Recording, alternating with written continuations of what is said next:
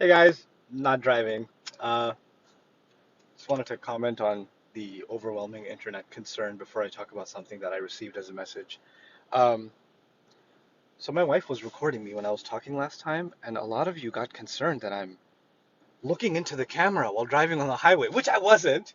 But and then there were people posting like research on how distracted driving can take. Do you not talk to anybody when you're driving, bro? Like you don't just have a conversation like, "Hey, you're driving. Focus." Like so yeah, if you don't get over it, it's okay. I'm over it. But the other thing that I wanted to talk about that's a little bit serious is actually I received a message from a person, and people tell me things they're going through, stories that have happened to them and stuff, and of course there are many sides to the story, but there's an aspect of it that I want to bring to everybody's attention and maybe comment on it a little bit. Um, there's a fellow who, got married, and his wife is not getting along well with his parents, right? So they have had whatever tensions they've had and exchanges, and mean words have been shared. Not talking about who's right and who's wrong. That's not even the point, right? And the couple gets pregnant, and she has the baby, and she puts a rule on her husband: my baby will not see your parents. There's absolutely no way I will let my baby see your parents. That's what she tells her husband. And because she just gave birth and she's traumatized and she's gone through a lot of stress and all of that, he doesn't want to stress her out even more.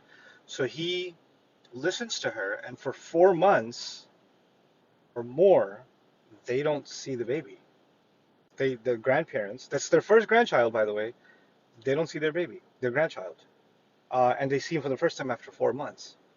And this person is describing the situation and talking about how broken they are inside, that they don't want to do wrong by their wife and they don't want to do wrong by their parents, and they're stuck in the middle.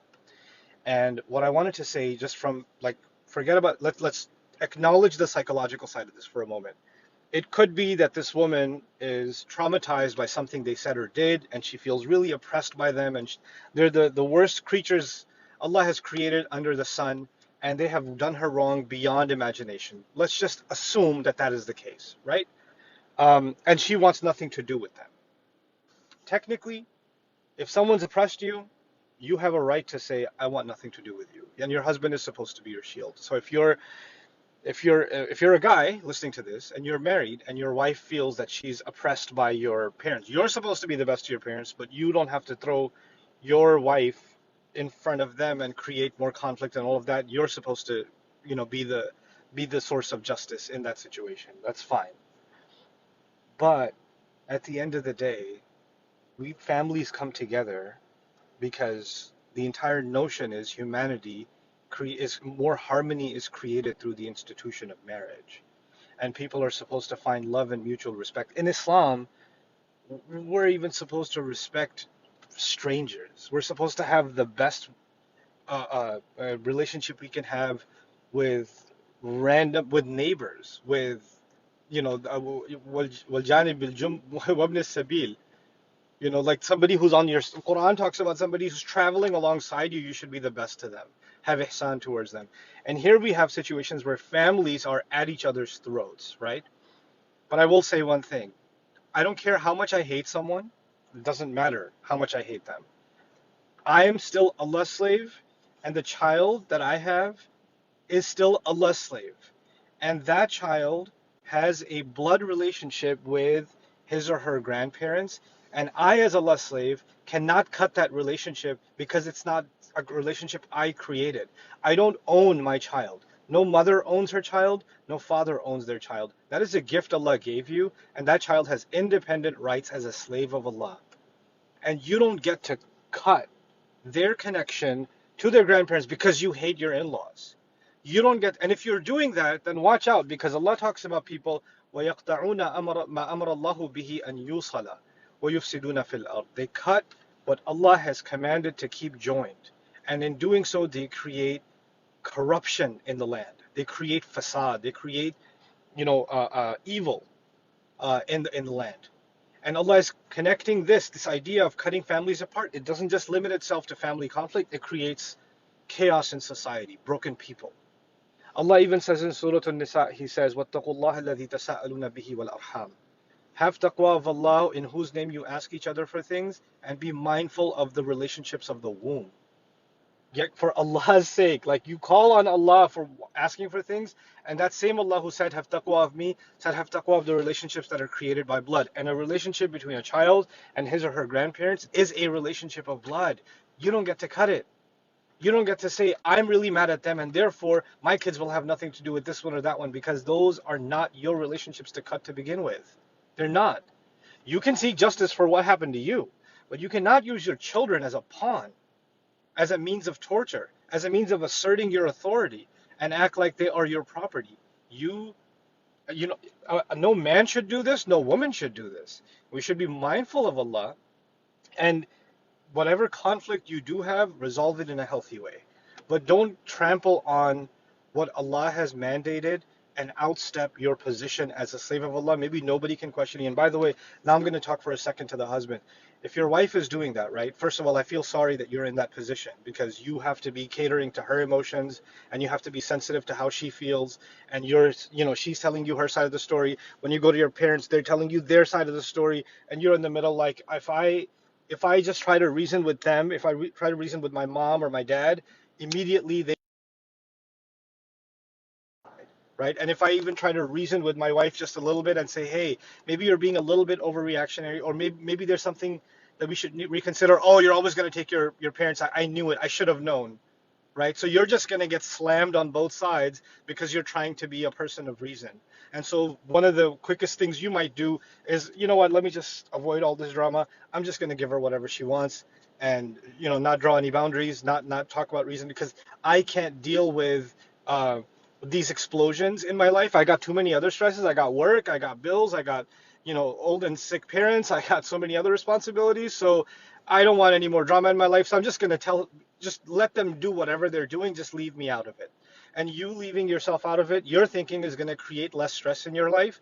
Actually, you're going to create more stress in your life. You're going to create more drama in your life.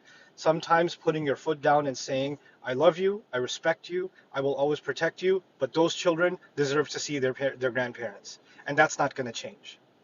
That actually is a loving but stern boundary, because you're the Allah's rules in the house, right? Allah will ask you, and when you do that, when you speak straightforward, you think that that's going to create even more problems, right? But Allah's promise is what? Yuslih lakum a'malakum.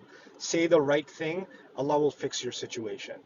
And I sympathize, and at some level I even empathize with men that are in this kind of horrible situation, and are feeling like they can't do anything right. Whatever they do, they are labeled as the oppressor. Either their parents say that they've abandoned them, or their wife says that they're no good as a husband and they're not protecting them. And they're just stuck in the middle being psychologically tortured. By the way, I know many men in that situation that turn to drugs and alcohol just because of that situation, or turn and find other vices. And I don't justify their vices, but that kind of anxiety and stress and shaming that has become normal, and men don't talk about it, and men are not, they're not allowed to even, they have no support network or system, because we just say, oh, just have sabr, or the only way to deal with it is become an oppressor yourself. Right? That's the only way everybody will get put in check, is if you just become a tyrant yourself. So then you'll be the biggest tyrant there. That way nobody gets to be a tyrant with you, right? Or just check out and go off and do whatever sins you want to cope with it. That's what the situation has boiled down to. So I pray that the men that are listening, the guys that are listening, whether pressure comes to you from your parents' side, or it comes to you from your wife's side, or it comes to you from your children's side, I hope that you're able to communicate bravely, clearly, without emotion, and you're able to stand by what's right, no matter what someone else thinks and what someone else feels. Their feelings are not your priority. Doing the right thing and protecting them from even sometimes themselves is your priority. That same wife that you disagree with and say, no, they're going to see their grandkids, they're going to see their grandkids, and my children will see their parents, that's their right. That person may hate you right now, but on Judgment Day, they'll thank you for saving them from a sin. That's what's going to happen.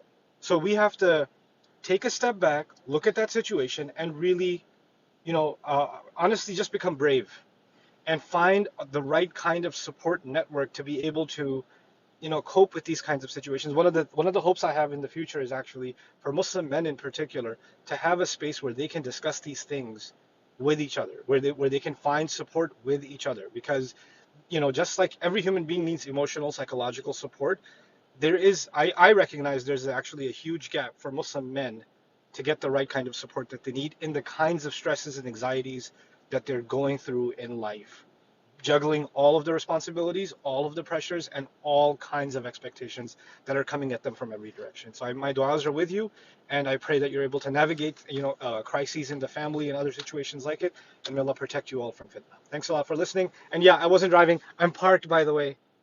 I'm parked. And the last time also, yeah, no, you know what? I'm not going to explain it again. It's okay. Also, somebody else, I just got to add this one. Somebody said t-shirts are haram. I love that guy. So this one's especially for you. Okay, bye.